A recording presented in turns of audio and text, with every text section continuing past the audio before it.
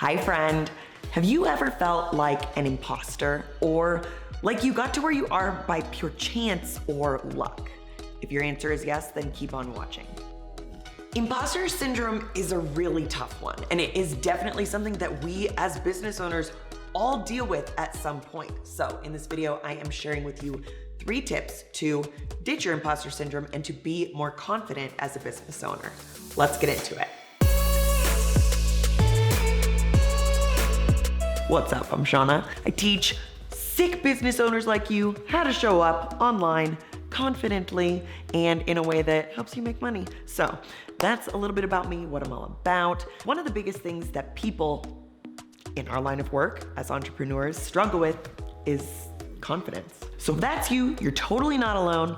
Leave me a comment and raise your hand with an emoji if you totally feel this. Let's get into our 3 tips to be a more confident business owner and to ditch our imposter syndrome. Oh, and PS, if you're new around here, I'm also a video producer, so if you don't mind, I'm going to be prepping for a shoot while we get ready. 3 tips to be a more confident business owner and basically cure your imposter syndrome. Tip number 1 is to master the redirection of your thoughts. This involves becoming more aware of your mind and being able to separate it from your sense of self. That sounds really weird and challenging and kind of foreign, so let me explain in a way that makes sense. So first, it helps to name that feeling or that voice that is speaking to you inside your brain that is making you feel the imposter syndrome or the lack of confidence that you are feeling. This is actually a technique that I learned in eating disorder therapy, and it's something that I have learned to also apply to literally every other area of my life whenever I'm feeling inadequate. And so hopefully this is something that can serve you too. First, you need to recognize when your irrational brain is chiming in and trying to tell you something that's not true about yourself. And everything that is feeding your lack of confidence. That's basically the definition of imposter syndrome in a nutshell. It's your brain telling you lies about yourself, that you're not good enough, that you're not ready, that you are not experienced enough, that you have only gotten where you are by chance. These are all lies, and so you need to start by recognizing when that irrational brain is chiming in. Once you recognize those thoughts, you need to stop them in their tracks and redirect them. It might look a little something like this. Let's say you're about to record a video for your business, you're really nervous to get on camera. You don't want to look like an idiot. You don't want to embarrass yourself in front of your family and your friends. And your imposter syndrome is just coming knocking, right? It's just telling you, you are not the person who should be doing this and telling other people how to do something in a video, all right? There's that. First step, watch as I can't put on a lens. Only a video producer for 10 years. There we go. First, you have identified that thought and you recognize that it's your irrational brain chiming in. The next step is to redirect it with what is true about yourself, and that might look a little something like this.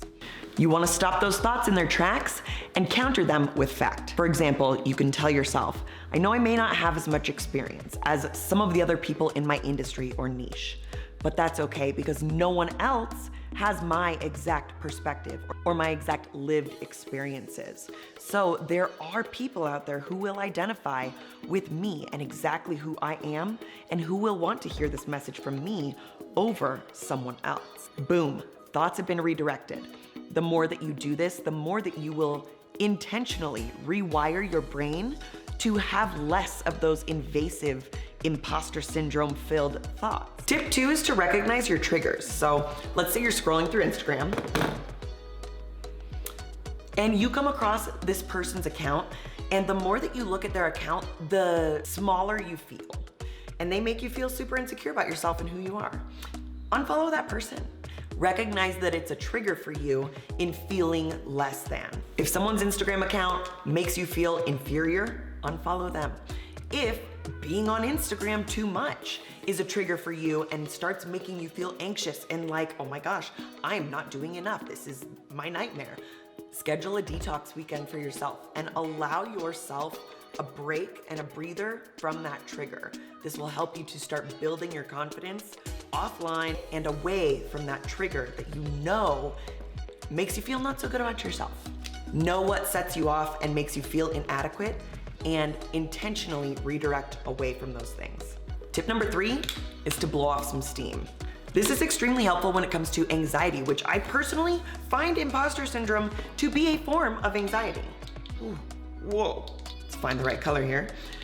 So if you're feeling particularly overwhelmed, make sure you add some time in your schedule that allows you to focus on wellness, whether that looks like a workout or a meditation or a nature walk. How awesome does my face look in these colors? Maybe it's something where you go on a nature walk and focus on each of your individual 5 senses for 1 minute each while you are in nature. What do you see? What do you feel? What do you hear? What do you smell? What do you taste? Those are some things that can really help to ease some of your anxiety that you're feeling in the moment when you are experiencing imposter syndrome. So to recap, 3 things that can help you with your confidence and to ditch your imposter syndrome for good. Master that redirection of your thoughts. Recognize when intrusive thoughts and your irrational brain is the one that's speaking. Then redirect them with what you know is true and with facts. Tip 2 is to identify your triggers and to intentionally make time away from them or unfollow accounts that make you feel inferior. Tip 3 is to blow off some steam and get rid of some of those anxious thoughts and feelings and replace them with happy endorphins. Like go for a run.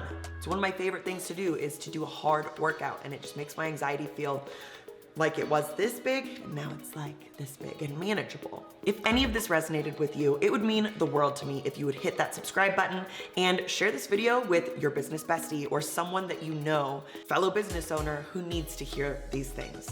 And if you are looking to get more confident on camera, you're trying to film some videos, trying to get visible online, check out my free mini course, Confident on Camera. I will link it in the description below. Thanks for hanging with me, my friend. I will catch you in the next video.